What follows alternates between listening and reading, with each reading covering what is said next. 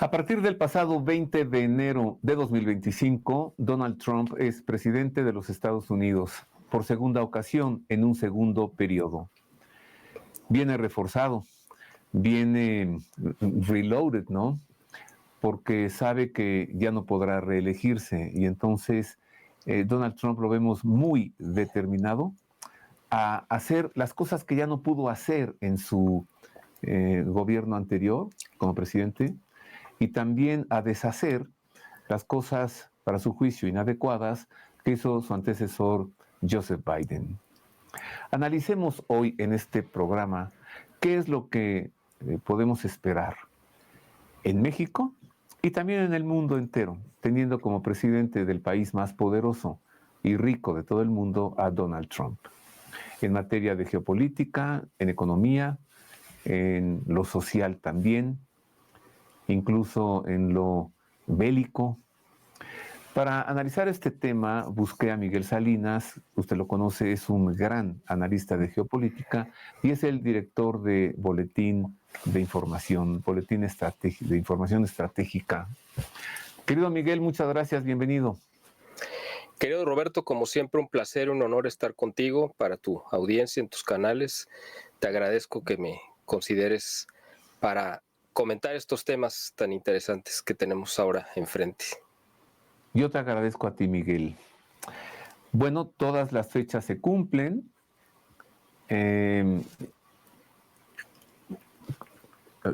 Contra tormentas, contra nevadas, contra borrascas, contra vendavales, contra juicios, contra calumnias, contra un atentado a su vida, llegó a los Estados Unidos como presidente y está en la Casa Blanca. Y todavía no se cumplían 24 horas de ser el presidente cuando ya estaba declarando a los cárteles del narcotráfico como organizaciones terroristas. Comencemos, Miguel, por eso, ¿no? Analicemos pues las consecuencias para el mundo, para México. ¿Qué podemos esperar de Donald Trump reloaded, recargado? Pues mira, yo diría que aparte de recargado, yo voy a agregar otra característica que en estos días me ha parecido también muy significativa, que es reseteado.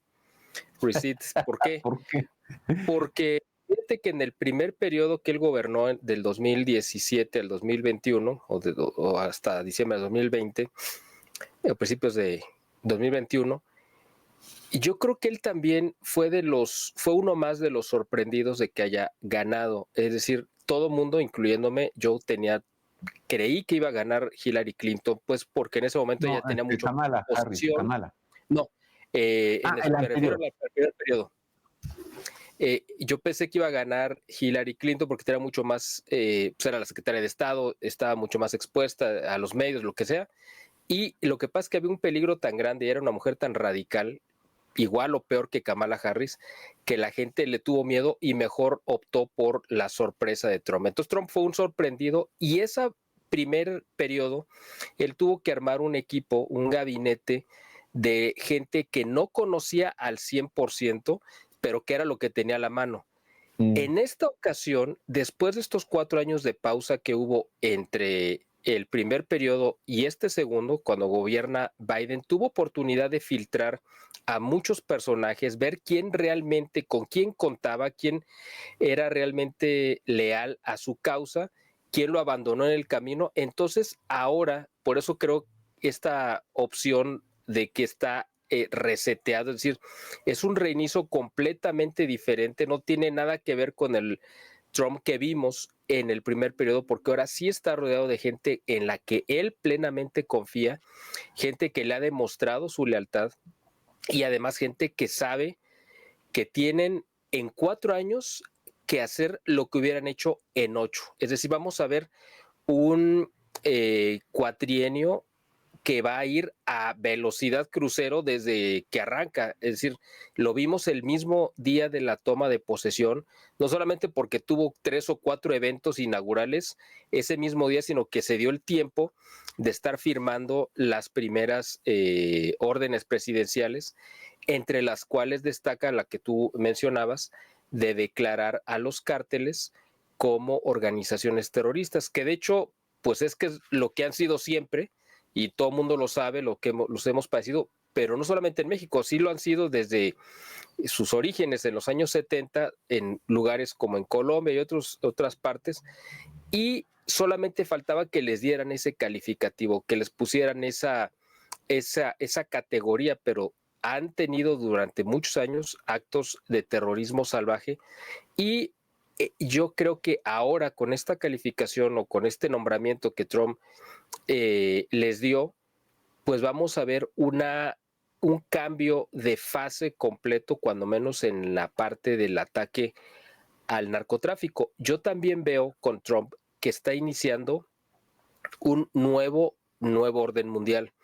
Nosotros estuvimos viviendo, como tú lo recuerdas, un nuevo orden mundial a partir de que cae el muro de Berlín en el 89 y lo anunció con bombo y platino George Bush padre, que fue el presidente que siguió después de Ronald Reagan, y él anunció que iba a haber un nuevo orden mundial y en ese nuevo orden mundial iban a imponer a Estados Unidos como el único factor hegemónico.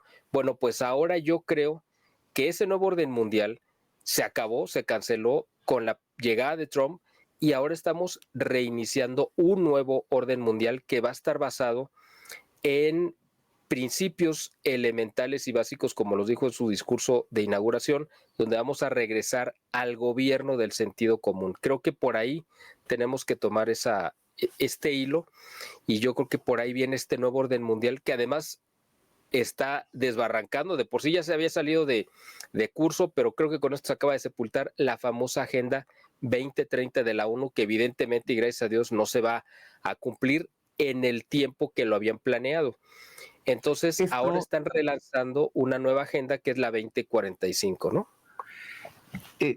Antes de irnos hacia allá, Miguel, quiero regresarte a esta declaratoria de los cárteles de narcotráfico como terroristas. Va más allá de un adjetivo, no solamente es una etiqueta. Esto le da licencia a los Estados Unidos de atacarlos en el territorio propio.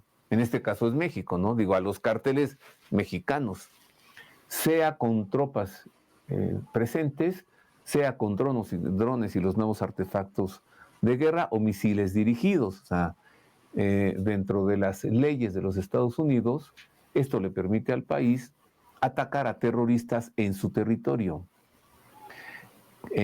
Primero, muchas voces dijeron, está blofeando. Ya vimos que no. Entonces te pregunto, ¿crees que esté blofeando? ¿O qué crees que haga ya que los declaró terroristas? Mira, primero yo creo diplomacia. Que claro. Y si no la hay, ¿qué? Así es. Bueno, yo creo que todo este anuncio engloba una serie de cosas. Principalmente, Trump está viendo que estos cárteles mexicanos, principalmente, han arrebatado la vida o han asesinado en territorio norteamericano Trump dijo que eran 300,000 norteamericanos cada año. Las cifras oficiales reconocidas por el gobierno de Biden son 120,000. Es decir, yo creo que estamos en una cantidad intermedia, alrededor de 200,000 personas durante el gobierno de López Obrador. Es decir, el que sí, o sea, me refiero al sexenio de López Obrador que permitió que estos cárteles florecieran y una parte de estos 6 años le tocó a Biden y otra parte le tocó a la parte final de Trump. Bueno, en estos últimos 5 años que engloba Donald Trump, estamos hablando de que cerca de 1 millón de norteamericanos murieron a causa de del fentanilo, ¿no? De la sobredosis de fentanilo.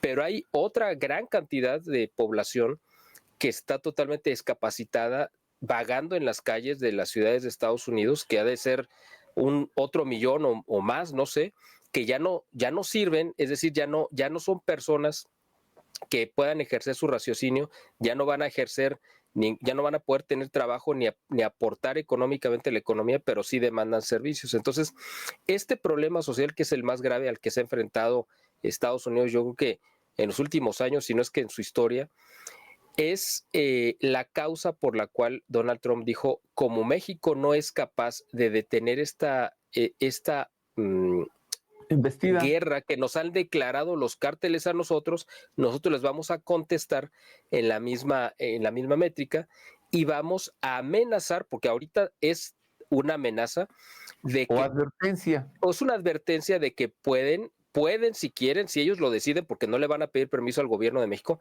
pueden intervenir militarmente en territorio mexicano. Yo lo que creo es un primer amago hacia Claudia Sheinbaum para decirle, ¿estás dispuesta o hasta dónde estás dispuesta a jugarte tu futuro, tu vida, del lado de la causa de los narcos o te quieres poner del lado de Estados Unidos? Entonces, están esperando, yo creo que Trump está esperando la respuesta de Sheinbaum a ver si realmente ella quiere cambiar de rumbo. Este rumbo se lo dejó trazado Andrés Manuel López Obrador, que fue quien hizo los pactos y las negociaciones y las alianzas con los grupos del crimen organizado, por lo cual él los protegió, los hizo que floreciera su negocio y le dejó como encargo a Claudia Sheinbaum que los tenía que seguir protegiendo y que tenía que honrar, si es que se le pudiera llamar de esa manera esa palabra, los pactos que López Obrador había acordado con ellos. Pero ahora Claudia está en una disyuntiva de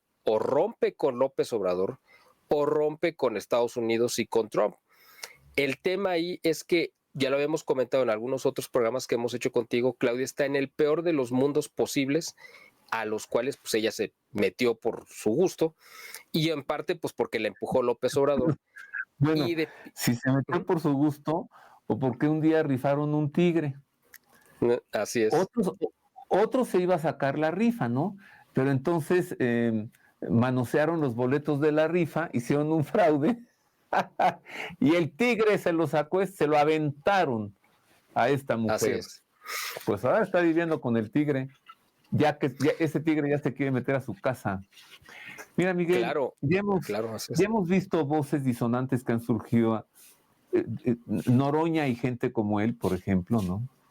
Respondiendo de una manera beligerante, inadecuada. La propia presidente de México, Sheinbaum, respondiéndole a Donald Trump, pues si tú me pones aranceles, pues yo te los pongo a ti, ¿no? Y México tiene soberanía y México no se toca.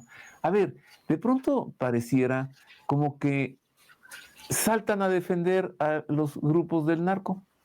Voy a poner un ejemplo muy sencillo. En tu colonia hay algunos delincuentes que se roban las autopartes, que asaltan a las casas, ¿no? Y un día alguien dice, vamos a ir por ellos. Y entonces los de la colonia saltan y dicen, no, porque te vas a meter a mi colonia y entonces no ataques a los ladrones que tenemos aquí en nuestra colonia. Es increíble. Así es. Es como para decir, hombre, muchas gracias, ¿no? Ya llévatelos de aquí y que vuelva la paz. Exactamente. ¿Crees, entonces, Miguel, crees que sí lo haga Trump? O sea, primero, te repito, no se le contesta así. Claro. 2, ¿crees que lo haga? O sea, que realmente ataque. Pues mira, ya hace el día de ayer o antier, en estos últimos días, y ya la misma Claudia Sheinbaum, o sea, tan altanera como es.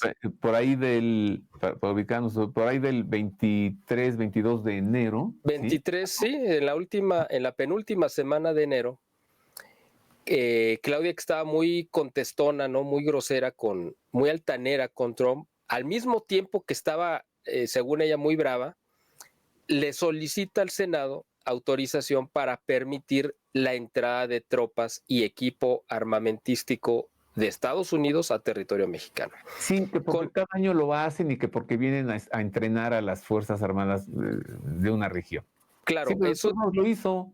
Eso es lo que dice, obviamente, de manera oficial, porque pues, no podía decir, bueno, es que ahora sí vienen a combatir.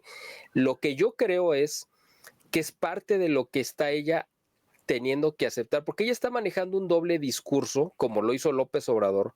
Un discurso es para la gente que le cree todavía, para su público, y otro discurso, el de los hechos, es en el que ella realmente se tiene que circunscribir como es este tipo de medidas. Ella sabe que bajo ninguna circunstancia va a poderse poner, porque no tiene con qué negociar con Donald Trump. Es que ese es el tema. Estamos en la peor situación económica de los últimos 50 años en México.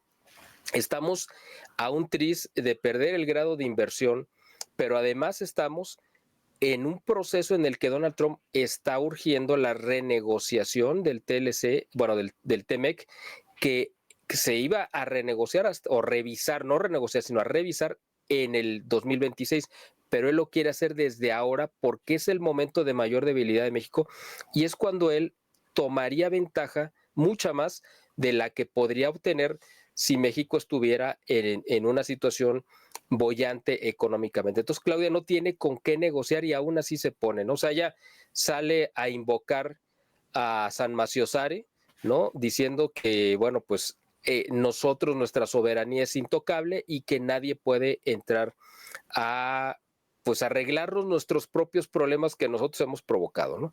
El tema es que Trump sabe cómo negociar y le pone amenazas y le dice, ¿qué prefieres? ¿Golpe o la mano para negociar? O sea, ¿prefieres un golpe o te sientas a negociar? Entonces yo creo que Claudia está, ella en su convicción, en su ideología, en su corazón, está disfrutando enfrentarse a quien ella identifica como este nuevo imperialismo yanqui que tanto ha odiado toda su vida porque fue formada en esa ideología, pero por el otro lado la realidad la está golpeando diciéndole no puedes enfrentarte porque nos vamos a ir a la ruina y entonces no solamente vamos a estar con decenas de miles o cientos de miles o quizá millones de indocumentados que van a entrar encarretadas a México y no vamos a tener cómo sostenerlos, sino que además, si te enfrentas a Estados Unidos, vas a provocar la pérdida de millones de empleos y entonces todo el mundo te va a estar requiriendo servicios y apoyo. O sea, está en el peor de los mundos posibles. Fíjate las consecuencias que traen las bravuconadas, el gobernar con ocurrencias, ¿no? El gobernar con una conferencia de prensa cada mañana en la que se tira un rollo y se avienta paja para tener que contentos a los seguidores. Cuando de pronto lo dijiste, te enfrentas con la realidad, esta es otra. Así es. Dices que ella no tiene ningún elemento para negociar. Pues tú mismo nos sugeriste en una entrevista anterior, Miguel, que tiene un elemento para negociar. Es una moneda de cambio. Que por cierto ahora no sabemos dónde andan. ¿Dónde anda? A lo mejor hasta ya perdió ya Cuba de negociar, ¿no? Si es que ¿Cómo? ya se fugó López Obrador, como se rumora, que se fue a esconder a Cuba. Yo no sé si ella perdió hasta esa oportunidad de poder negociar, pues esta única moneda de cambio que tenía. O sea, realmente Claudia sí tiene elementos para negociar. ¿Cuáles son esos elementos? Que ella decidiera combatir, ella aquí en México, a los cárteles del narcotráfico, que le intercambiara información de inteligencia con Estados Unidos, que cerrara las fronteras hacia las importaciones clandestinas de productos chinos que los están haciendo pasar como mexicanos para meter a los Estados Unidos. O sea, sí tiene elementos para negociar. El tema es que ya está cerrada y cree que, o sea, está simplemente negada a querer negociar las condiciones que Estados Unidos le está pidiendo. Y Estados Unidos le está pidiendo cosas que son elementales. Tienes que perseguir a los narcos, tienes que acabar con este flagelo. A Estados Unidos realmente no le importa si aquí nos matan a todos, nos secuestran, nos roban. Realmente eso a ellos no les importa. El problema es cuando el problema es para ellos, cuando esa problemática se les brinca, se cruza la frontera y empieza a afectar a la población norteamericana o a sus negocios, o incluso cuando esta problemática que está de este lado en México afecta también sus intereses económicos, que es lo que está pasando. Entonces ahí es donde ellos están pidiendo que se vuelva a ejercer el orden. Ahora, el problema es que Claudia Sheinbaum y Morena, en cuanto entraron el 1 de octubre, mataron al notario público que daba fe a todos los actos que legalizaban cualquier transacción económica en nuestro país. Es decir, mataron a la Suprema Corte de Justicia y mataron al Poder Judicial. Entonces, Claudia le dice a Estados Unidos, ven, trae tu inversión, yo tengo una casa que te la voy a vender, pero como ya maté al notario público, pues ya no va a haber forma de que te dé las escrituras, pero confía en mi palabra y yo te voy a respetar.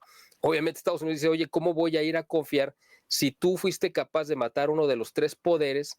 ¿Qué garantía me ofreces de que vas a respetar lo que voy a ir a, la inversión que voy a llevar? Ese es el tema que también está presionando el gobierno de Estados Unidos, decirle, tienes que echar atrás la reforma judicial. O sea, todos estos problemas que tiene ahorita Claudia, en parte o en gran medida no los provocó ella.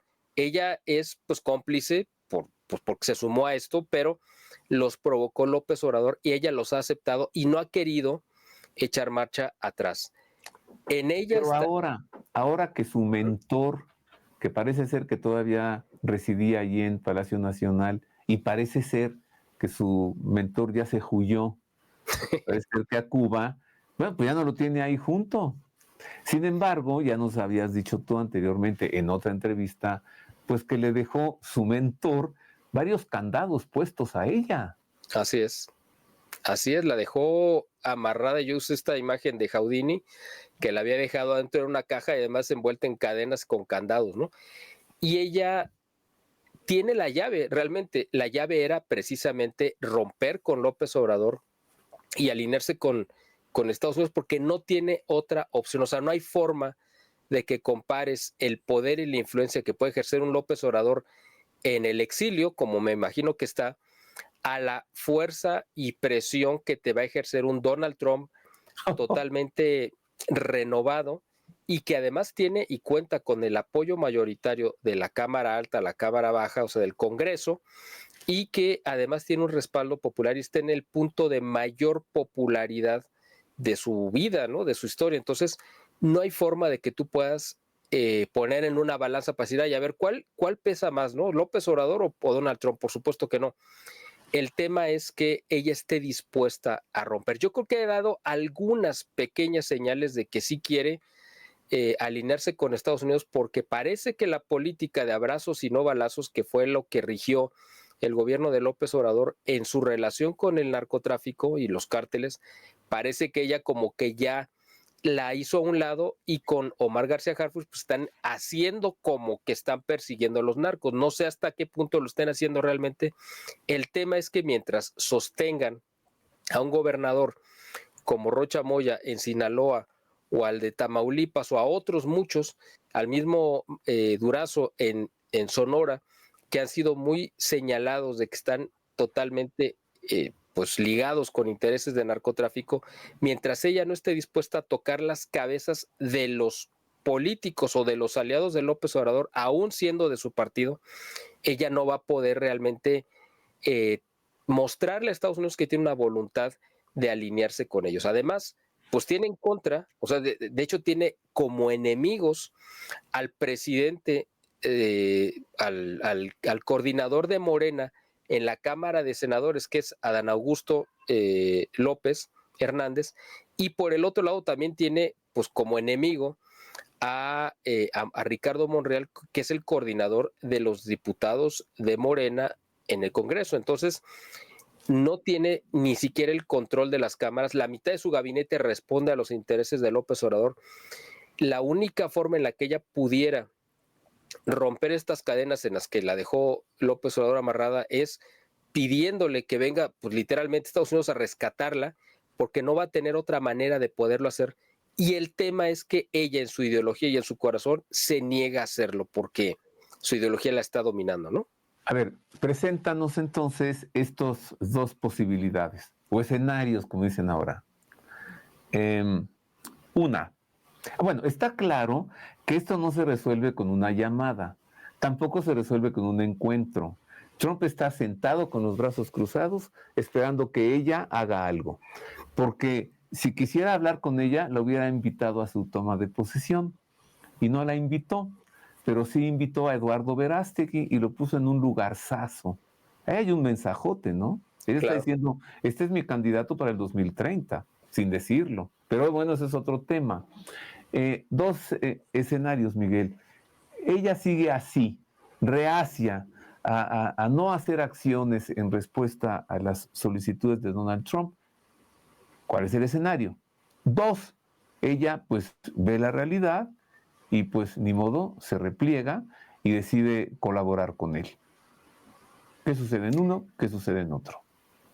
Bueno, si ella se niega a colaborar con Donald Trump, él le va a pasar por encima. O sea, al final de cuentas, mira, ya lo habíamos comentado en algún otro de tus programas y habíamos dicho esto, que es importante recordarle a la audiencia que hace favor de vernos.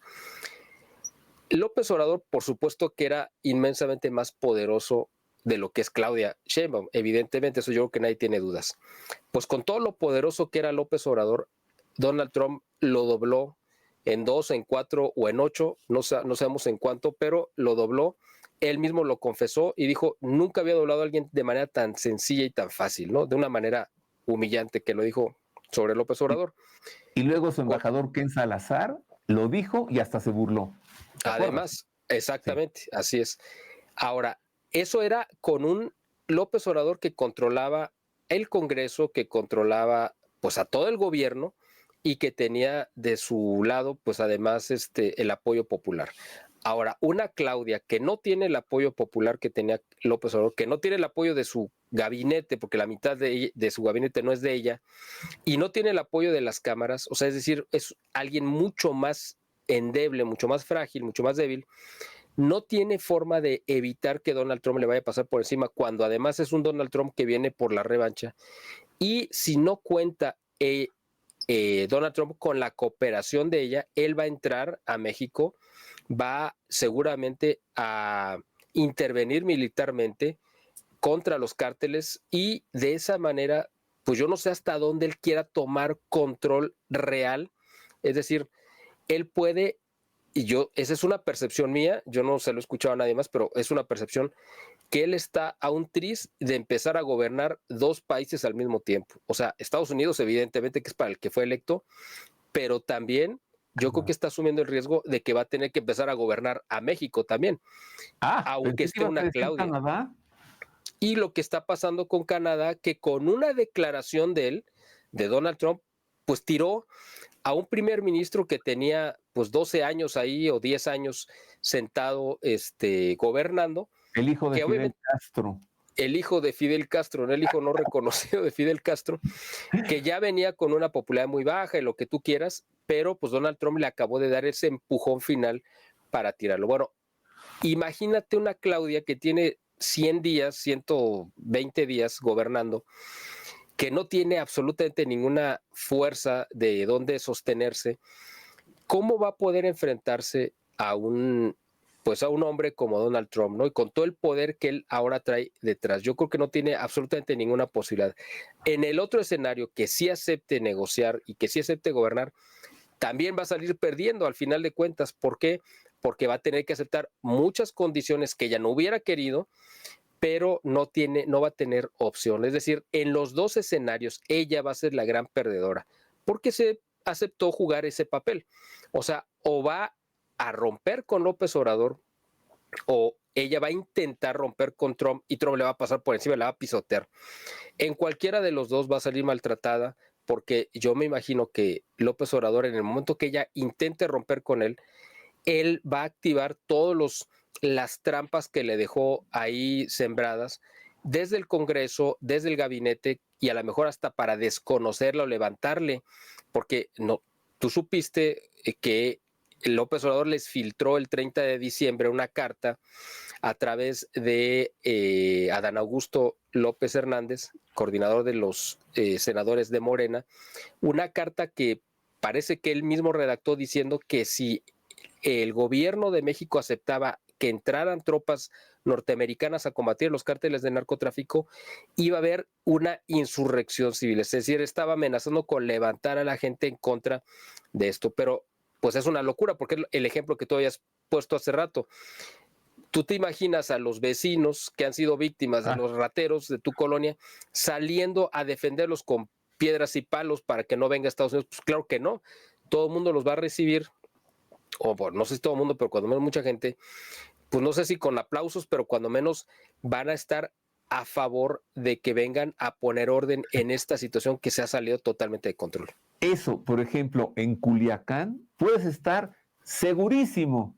Bueno, en Culiacán hasta les van a dar comida y chocolates y todo. Claro, en Culiacán segurísimo, hombre. O sea, es que la población está harta, Miguel. Claro. No, y lo verías en cualquier lugar, ¿no? En Chiapas, en Michoacán, en Guanajuato, en todos lados. A donde llegue el ejército los van a recibir pues como un ejército liberador. Es muy penoso, ¿no? Y lamentable decirlo así, tal cual.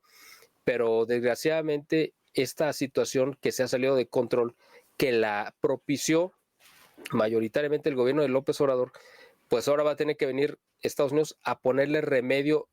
Y repito, no tanto porque nosotros le importemos, ¿no? Sino porque está afectando sus intereses y les está costando vidas. De hecho, esa cifra que dio Trump los primeros días de su gobierno, que los cárteles de narcotráfico habían asesinado vía fentanilo a más población norteamericana que todos los grupos terroristas juntos en toda la historia. Entonces, esto evidentemente es algo que Donald Trump, además de que lo había prometido como uno de sus compromisos de campaña, él está convencido de que tiene que venir a aplastar y dar un golpe en la mesa. Él está diciendo, yo no quiero meterme en guerras con Ucrania y con Rusia, tienen que firmar la paz, igual que con Israel. Yo me voy a ir con todos, así es. Pero en el caso de México lo está haciendo porque no lo está viendo casi como una intervención extranjera, sino como que es una extensión de los intereses y del territorio norteamericano. Entonces dice, pues yo voy a mandar ahí lo que sea, lo que tenga que mandar, no me importa, a cambio de poner orden, porque mis negocios, es decir, la guerra que quiere él, porque sí quiere hacerlo, una guerra contra China y traerse de vuelta a las plantas ensambladoras y productoras de muchas de las marcas norteamericanas que se han ido a establecer a China, no la va a poder hacer. No, él quisiera traérselas a Estados Unidos, sabe que los empresarios no les conviene porque pues, los salarios son muy costosos, los insumos también, etcétera. Entonces dice, bueno, la opción es traernos a México con esta opción del nearshoring, pero no se va a poder realizar mientras haya las condiciones absolutamente inviables como las que existen actualmente. Entonces, necesita romper ese coto de poder que están teniendo los grupos de narcotráfico y para eso tiene que contar con la anuencia de Claudia Sheinbaum, o si está en un plan beligerante, pues va a tener que hacerlo, aun cuando ella no quiera hacerlo, ¿no? Cuando dices, él sí la aplastaría, ¿le pasa por encima haciendo qué? ¿Enviando tropas? Enviando tropas, ¿sí? y yo creo que también... antes de tropas, ¿proyectiles o drones? Porque y es que no ahora, solamente, ahora ya se puede hacer desde lejos, Miguel. Así es. Y entonces eso es como menos, ¿cómo te diré? Es menos espectacular que tener un ejército extranjero en territorio propio, ¿no? De pronto que empiecen a caer misiles o drones, es menos bélico, pues, o sea, como que son dirigidos. Si lo haría, te vuelvo a preguntar. Yo creo que él está dispuesto a hacerlo. ¿Por encima de ella? Incluso en el primer periodo, se hizo público después que él estaba viendo la posibilidad con su secretario de Defensa de poder enviar misiles efectivamente a los plantas, laboratorios y propiedades que ellos tenían muy bien identificados que eran de los diferentes cárteles. Eso lo hizo en el primer periodo. Ahora estoy absolutamente seguro de que lo haría, pero la guerra no sería, o sea, sí lanzaría misiles, pero no solamente misiles armamentísticos, sino también misiles económicos. Esos misiles económicos son los aranceles con los que está amenazando a Claudia, porque si logra imponer algunos aranceles, no sabemos todavía si se van a concretar o no, todavía no está firmado, es decir, lo ha manejado de manera verbal. Eso a mí me parece, yo lo leo, lo interpreto como que solamente es un amago, pero si Claudia no acepta, le va a soltar misiles económicos con los que va a hacer cimbrar la economía nacional, porque obviamente le va a ejercer una presión gigantesca de parte de la iniciativa privada al gobierno de México, que le van a decir, si tú no eres capaz de defender nuestros intereses por defender a los narcos, entonces ¿por qué yo te tengo que pagar impuestos? Y puede venir una medida, una contramedida de la iniciativa privada que estaría además justificada, diciendo, ¿cómo voy a darte dinero para que tú lo utilices en defender a los que me están extorsionando? Y ahí sí quedaría ella totalmente amarrada porque no tendría dinero ni siquiera, como parece que esto es el escenario que se va a dar en el 2025, que no van a tener dinero suficiente para cubrir los gastos necesarios, fundamentales del funcionamiento del gobierno, no solamente las pensiones, sino los mismos salarios en hospitales o de los maestros. Entonces, ella está en una situación muy comprometida y si además no se pone en modo Trump, como lo habíamos dicho en la otra entrevista, va a enfrentar misiles económicos y misiles balísticos, y yo creo que en cualquiera de los escenarios ella estaría absolutamente pues arrinconada, y el que va a salir ganando de todas, pues va a ser Donald Trump, por las buenas o por las malas. Así que lo más sensato sería, pues hay que negociar por las buenas a ver qué rescato, ¿no? Ok, el otro escenario. Si se pone en modo Trump, ya nos dijiste la cartita que le dejó su antecesor, amenazada de hacerle levantamientos sociales. También está el asunto de la revocación de mandato, ¿te acuerdas? Así es. De candidato, ¿no? Si ella se pone en modo Trump, ¿qué le puede pasar? Bueno, ella podría enfrentar... Y cómo a México, ¿no? Exacto. México, lo que podría suceder ahí, si le activa todas las trampas que le dejó puestas López Obrador, podría él incentivar en la Cámara de Diputados y en la Cámara de Senadores un juicio político a ella por permitir la entrada de tropas, y la podían acusar de traición a la patria. Es el de los poquísimos delitos que se le pueden imputar a un presidente en funciones que le puede costar el cargo y la cárcel. López Obrador estaría tan desesperado por salvarse que evidentemente no tendría ningún empacho en sacrificar a Claudia si sabe o si ve o si tiene la certeza de que ella ya negoció con Estados Unidos y va a romper con López Obrador, porque lo que habíamos dicho es una de las condiciones que le va a poner sobre la mesa Donald Trump a Claudia Sheinbaum es que le entregue la cabeza de López Obrador. Si ella... Sí, es la moneda de cambio. Esa es una moneda de cambio, pero en el caso de que ya no estuviera en México, entonces esa moneda de cambio la va a tener pues donde esté, puede ser Cuba, y Cuba puede negociar con Donald Trump, entregarle a López Obrador a cambio, por ejemplo, de que le levante el bloqueo económico. Ellos pueden vender la cabeza de López Obrador muy cara, pero si la tiene todavía bajo su poder Claudia Sheinbaum, ella definitivamente podría negociar bien con Estados Unidos, pero vendría una revancha. Y ahí es donde el gobierno de Estados Unidos tendría que sostener a Claudia en medio de una turbulencia donde van a tratar de tirarla. O sea, ella, por eso digo, creo que tiene en todos los escenarios, ya sea que negocie con Trump o que no negocie con Trump, creo que la que va a salir perdiendo de todas va a ser ella, porque es la que está en una posición más expuesta y más débil, aparte de todo, ¿no? Y quien va a ganar de todas, ya lo dijiste, es presidente Trump. Así es, exactamente. A ver, Miguel, seriamente, ¿tú crees que a Donald Trump le interesa la persona de López Obrador? O sea, tenerlo aquí, ¿o le vale? Mira, yo creo que le interesa como un acto mediático. Donald Trump lo vimos el día de su ascensión, cuando tomó su cargo, todos los actos que hizo fueron muy mediáticos, muy estilo Hollywood, pero del Hollywood no woke, sino el Hollywood clásico, ¿no? Ese que presenta a los superhéroes. Él se concibe y se ve a sí mismo, y es que hay que entenderlo así, porque si no, no nos queda como muy claro por qué actuaría así.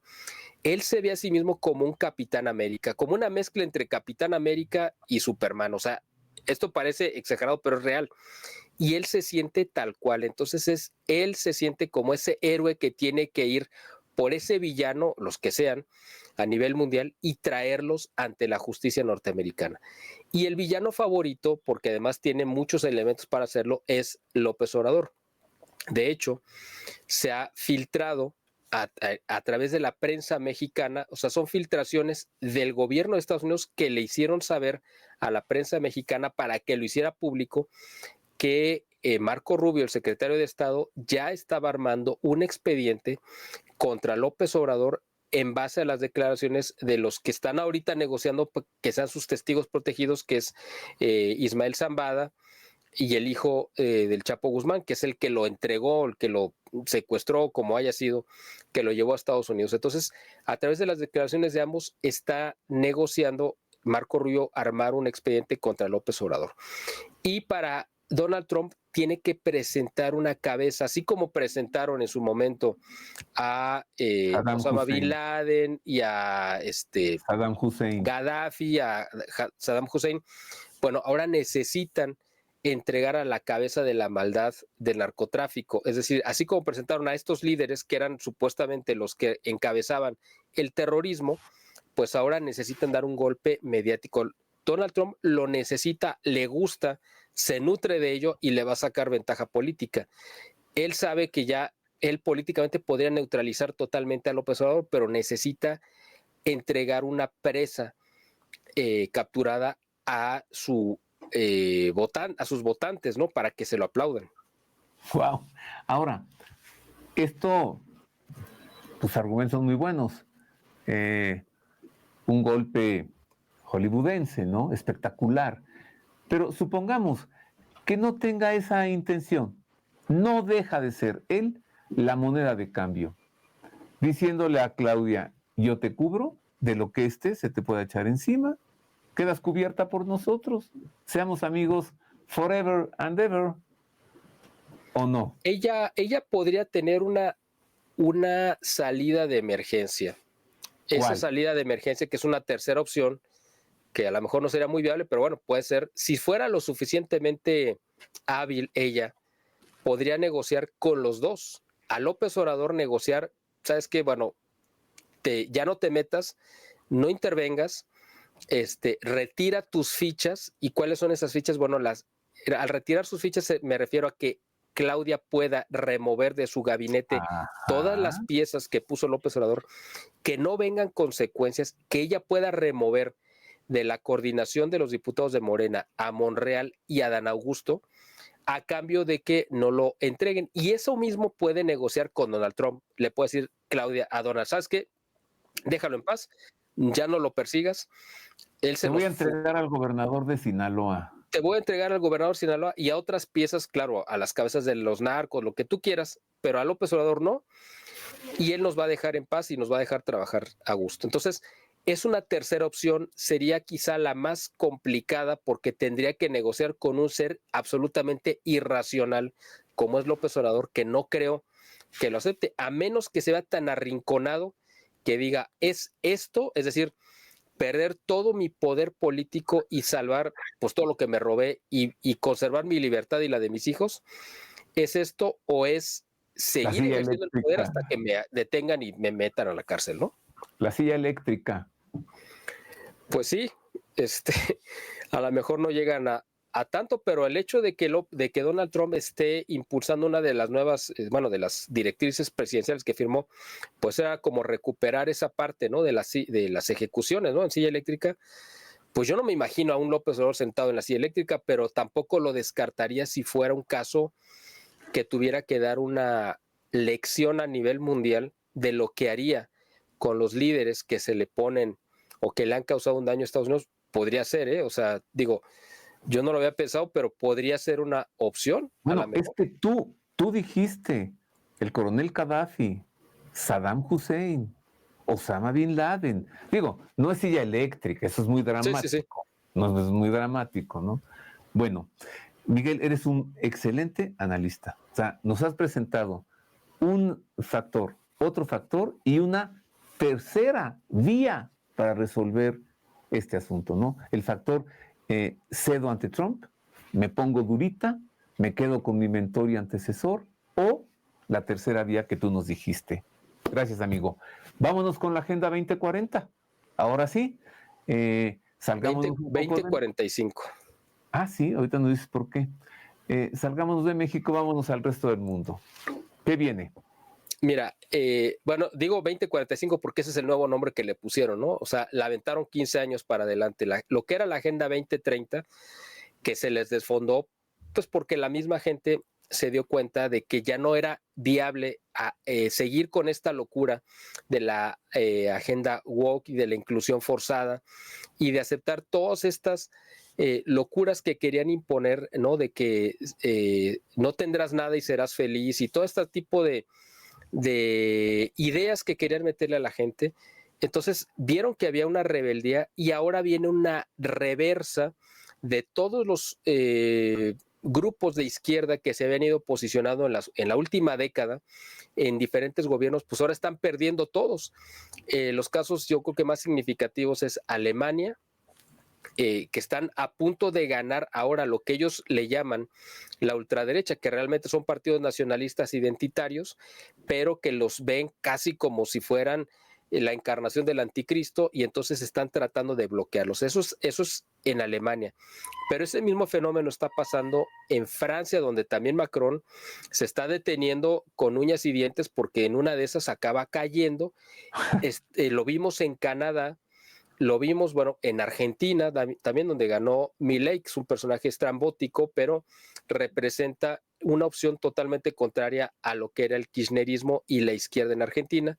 Lo vemos en un Lula da Silva que también está más preocupado por no regresar, yo creo que a la cárcel o por no caerse del gobierno, y está pues incluso aún cuando él es parte del grupo de los BRICS famosos, ¿no? Que está posicionando China y Rusia junto con Sudáfrica y la India, pero pues él como que también está diciendo, ¿sabes qué? Mejor ya no soy tan BRICS y mejor me voy a ser amigo de Estados Unidos. Fue otro de los grandes excluidos de la toma de posesión de Donald Trump. O sea, estuvo Javier Milei, pero no estuvo Lula. Es decir, fue una marcada diferencia.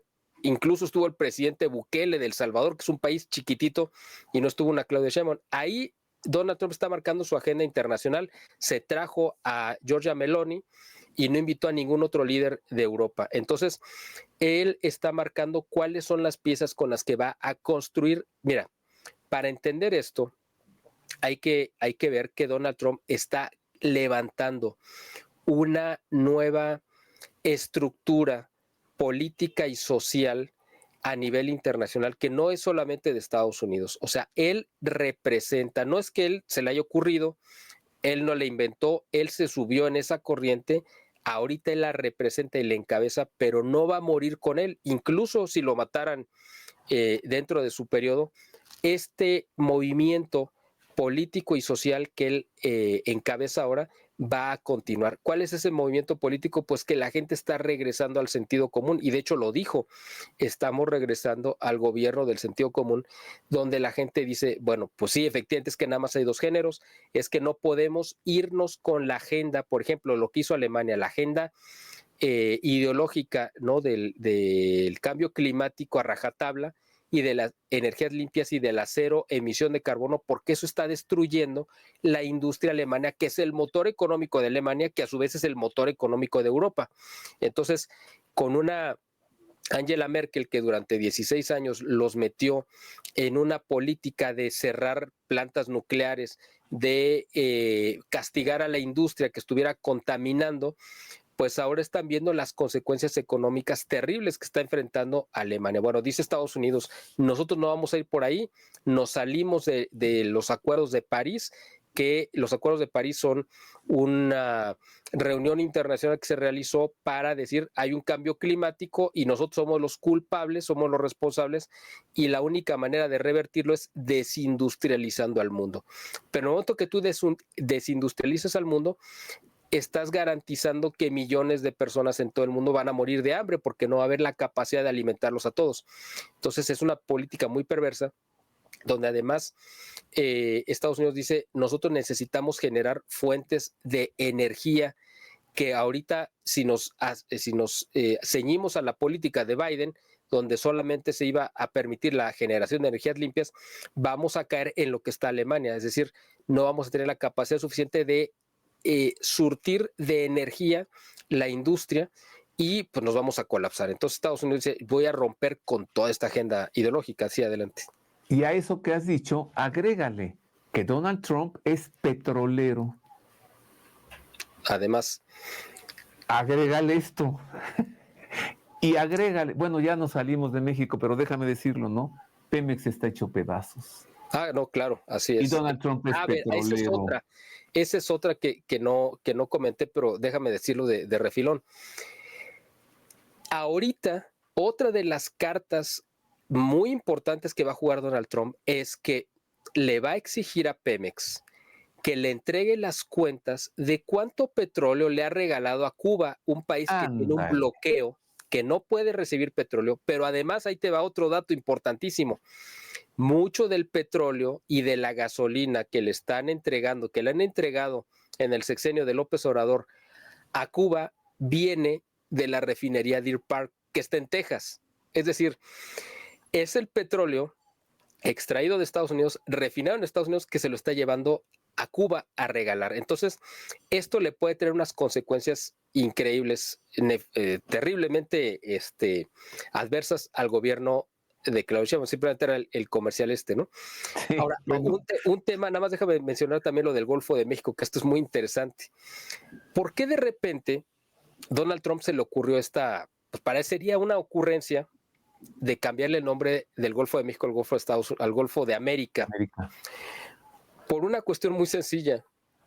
Todo el mundo se ha indignado y dice, no, está loco y lo que sea. Bueno, hay una razón.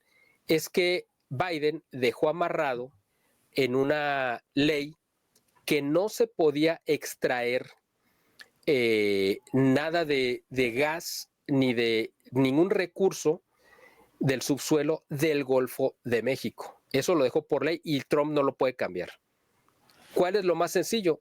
Pues le cambio el nombre y entonces ya no estoy violando la ley porque no lo estoy extrayendo del Golfo de México, sino del Golfo de América. Entonces es otro golfo. Parecería algo como un juego de palabras, pero esa es la razón por la cual Estados Unidos, Trump decidió cambiarle el nombre para poder, vamos a decirlo, brincarse la ley y poder extraer esos recursos que es el gas y petróleo que está en el Golfo de México, pero que por ley no lo puede hacer y entonces al cambiarle el nombre ya lo puede hacer porque lo está extrayendo de otro golfo diferente. Tiene una razón, no es una ocurrencia, como si fue una ocurrencia del gobierno mexicano anterior cambiarle el nombre al Mar de Cortés. Así es, exactamente. Porque como Cortés era español, entonces ahora lo odiamos, ¿no? Entonces se le ponga otro, ¿no? Así es. Mira, otra de las cuestiones que se están jugando aquí es pues el equilibrio precisamente con Rusia, es decir, sabemos que Trump y Putin pues han llevado una buena relación, se entienden, y la verdad es que yo creo que Putin, aunque parezca esto que le voy a decir a la gente, pues a lo mejor les puede parecer medio extraño o que no lo crean, pero en el corazón de Putin está más cerca de Trump que de Xi Jinping, o sea, del presidente de China. Ideológicamente, él está más alineado con esta agenda de hacer Estados Unidos grande nuevamente, porque esa es la misma agenda que ha tenido Rusia, o sea, la Rusia de Putin. Putin también está trabajando en esa agenda identitaria y de regresar a Rusia al sentido común y a sus raíces tradicionales. Y en el caso de China, pues ellos van en otra agenda totalmente diferente, ¿no? Entonces, para Putin sí es muy bueno poder negociar con un Donald Trump que están ideológicamente más alineados, y yo creo que Donald Trump negoció con Putin, quédate con Ucrania, con lo que ya tengas de Ucrania, yo no me voy a meter, y tú no te vayas a meter con mis intereses en América. Es decir, si yo decido ir por Maduro y tirar al régimen cubano, pues tú no te vas a meter porque yo te estoy otorgando a Ucrania. O sea, quédate con ellos, yo ya no los voy a apoyar ni militarmente ni económicamente, tú te encargas de ellos y a mí me dejas que yo me encargue del hemisferio acá americano, ¿no? Muy buen análisis, Miguel. Claro. Por ponerle nombre, Vladimir Putin es anti-aborto, anti-woke, anti-cambio de sexo, anti-droga. Bueno, es más, anti-tatuajes y anti-piercings. O sea, así es. Vladimir Putin se conduce más como un zar ruso que como un presidente de Rusia. Así es, ideológicamente, claro, piensan igual. Oye, Donald te voy Trump, a poner otra cosa ahí polémica sobre la mesa. A ver, venga. Comparten un enemigo en común. Un enemigo en común que despacha en la Casa Santa Marta, en el Vaticano. Ándale. Oye, sí es cierto. Porque no, Francisco no aborrece igual a Trump que a Putin. Sí, y no ha dejado de fastidiar a Trump con el asunto de Ucrania jamás. Así es. Así es cierto. Y además, Francisco, en cuanto llega Donald Trump al poder, le manda como arzobispo primado de Washington a un cardenal que es absolutamente, he sido el cardenal más opuesto, más contrario a Donald Trump. Fue como un golpe directo. Y Donald Trump le responde mandando como embajador al Vaticano a un periodista católico, padre de creo que de 8 niños, además asiduo a la misa tradicional, a la misa tridentina, absolutamente conservador, es decir, los dos se mandaron mutuamente como que lo más opuesto a cada uno. Lo opuesto a cada uno. Y yo no descarto, como lo habíamos comentado en algún otro programa, que Donald Trump intervenga si es que llegamos a ver dentro de su cuatrienio, como yo creo que va a ser, le va a tocar a él el próximo cónclave, o sea, va a ser en su periodo, me imagino que se va a dar el próximo cónclave, porque ya Francisco pues sí se ve ya bastante disminuido, y yo me imagino que por renuncia o por otra razón, pues yo creo que él probablemente le va a tocar estar, y me imagino que va a ser un factor determinante la influencia que puede ejercer Estados Unidos sobre quién sería designado. En el cónclave. Sí, mira, además Francisco ha perdido ya credibilidad. Vamos, hoy el mundo católico es tan fuerte como que ya ni siquiera confía en él, ¿no? Ya no confía en el Papa. ¿Tú te imaginas el escenario de un Papa norteamericano? ¿Un Papa estadounidense? Pues esa idea me pasó por la cabeza a raíz del último programa que tuvimos, que tú pusiste esa idea sobre la mesa. La verdad, yo nunca lo había contemplado. Bueno, te lo había dicho que sí lo había visto en alguna ocasión porque leí esa novela de Malachi Martin que se llama El Vaticano, y en esa novela concluye que un papa después del año 2000 iba a ser un papa norteamericano. O sea, el protagonista de la novela pues es un sacerdote que va a Italia después de la Segunda Guerra Mundial, que va de la diócesis de Chicago y termina siendo papa. Entonces, pues Malachi Martin, que conocía muy bien todos los secretos del Vaticano como los conoces tú, pues ya había puesto esa posibilidad sobre la mesa, que yo cuando leí la novela me pareció descabellada, pero ahora que tú lo dijiste, lo propusiste como una posibilidad, yo no lo descartaría, mientras no sea un cardenal que está alineado con Francisco, ¿no? Pero puede ser un cardenal tradicionalista de Estados Unidos que pudiera ser, o al menos neutral, ¿no? Bueno, sigamos con la Agenda 2040. Es que tocaste un punto muy, muy, muy bueno, ¿no? Lo de comparten un enemigo en común. ¿Te acuerdas cuando Donald Trump, cuando era presidente anteriormente, ¿no? En su primer periodo, visitó al Papa allí en la sede apostólica en el Vaticano, que fue con su esposa Melania Trump? ¿Cómo el Papa nomás hablaba con ella? Y está la foto es terrible, porque los dos tienen unas caras de malestar, tanto el Papa Francisco como Donald Trump, y Francisco hasta se voltea para el otro lado. Y luego la distancia entre ambos, ¿no?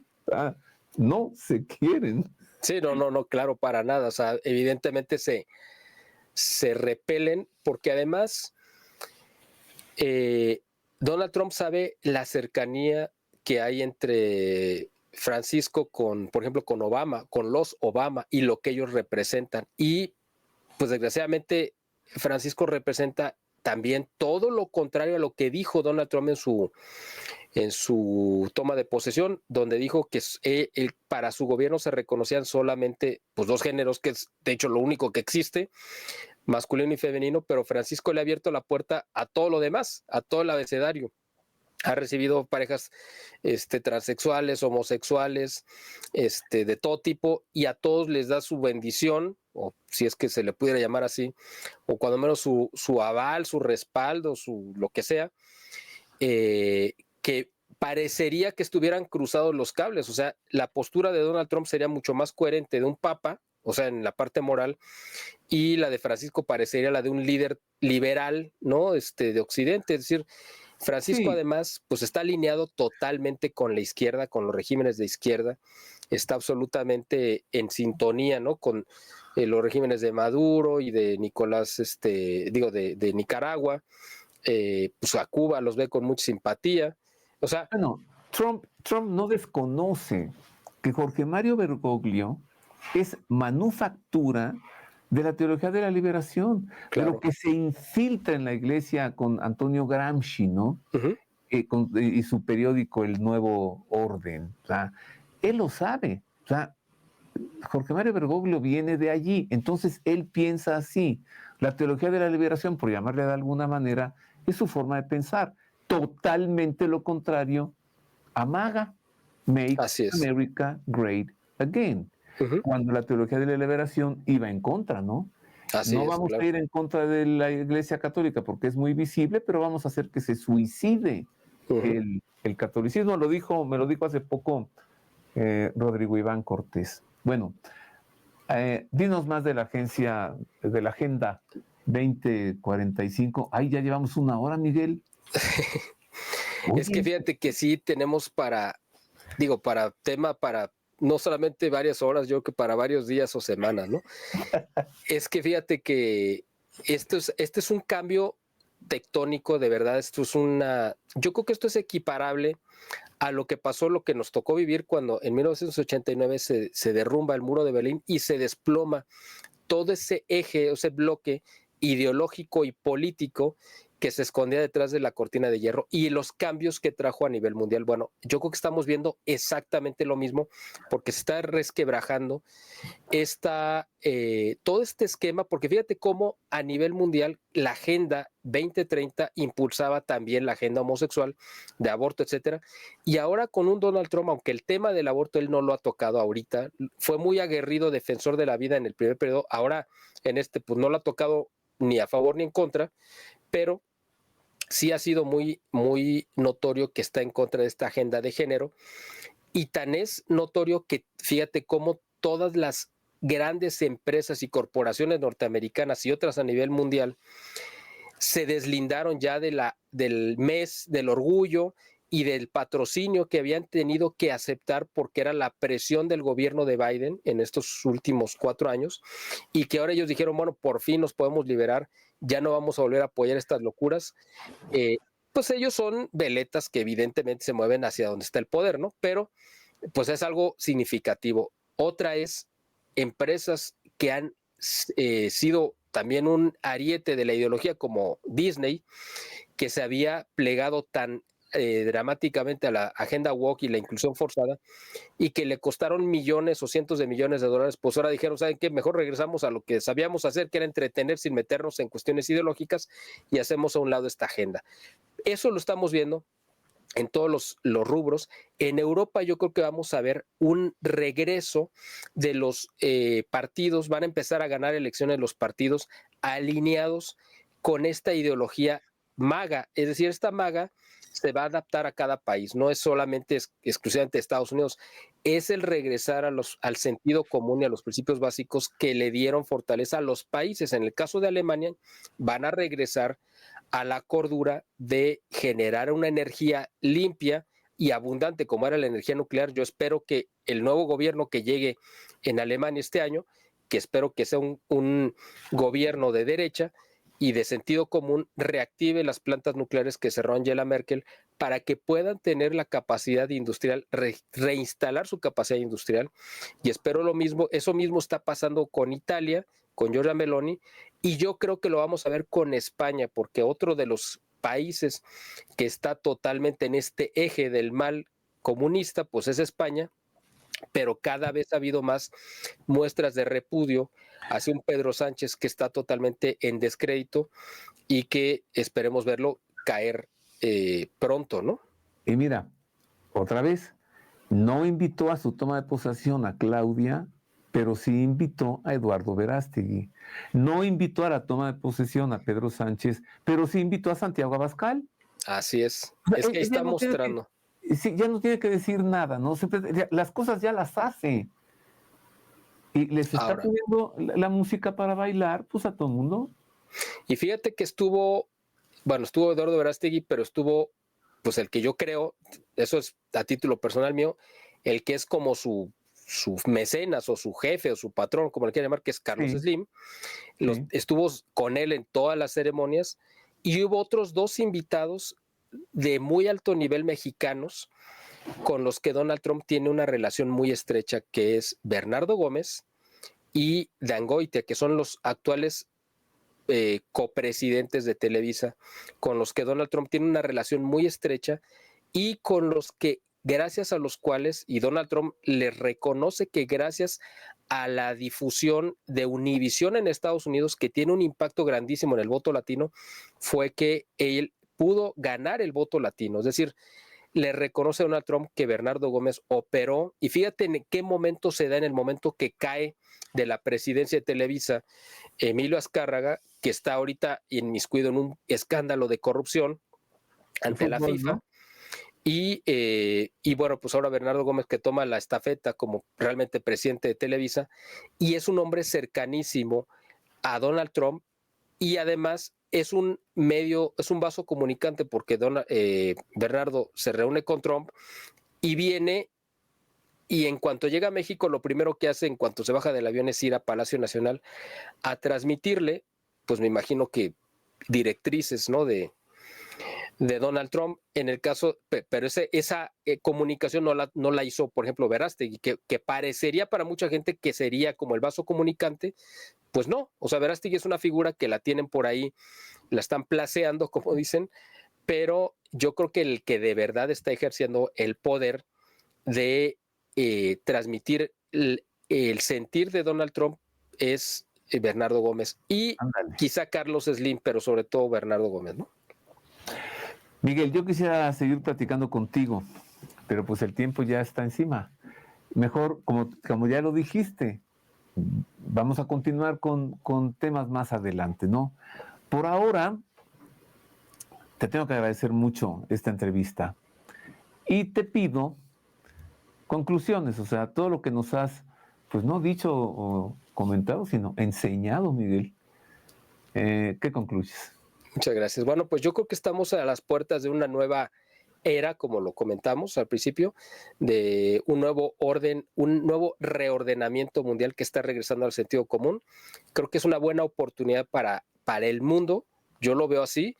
Espero que para México sea una gran oportunidad. Debería de ser una magnífica oportunidad para aprovechar de hacer equipo con Donald Trump, un Donald Trump que necesita reactivar su economía y necesita a México para reactivar su economía. O sea, realmente nos necesita. El asunto es si estamos en la capacidad, bueno, no estamos, es mucha gente. Si Claudia Sheinbaum está en la capacidad de poder aprovechar esta oportunidad histórica, o la vamos a desaprovechar, y en desaprovecharlo, pues vamos a pagarla todos. Pero yo espero que Donald Trump acabe imponiendo pues el sentido común, incluso con Claudia Sheinbaum, y que de ahí podamos salir beneficiados todos. Y yo creo que es un acto providencial, o sea, con esto termino.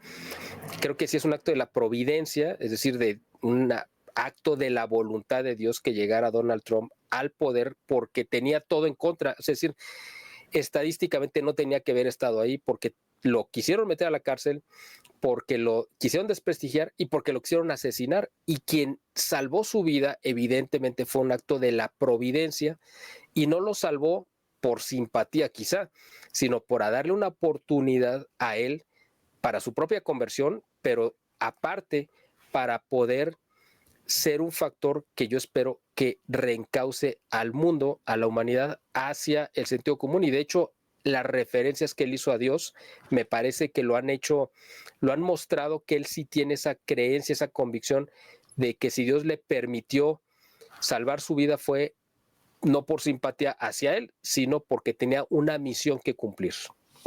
Fíjate que te iba a preguntar yo, ¿ves la mano de Dios en esto? Y me lo dijiste. Te tengo 2 preguntas más, rapidísimo.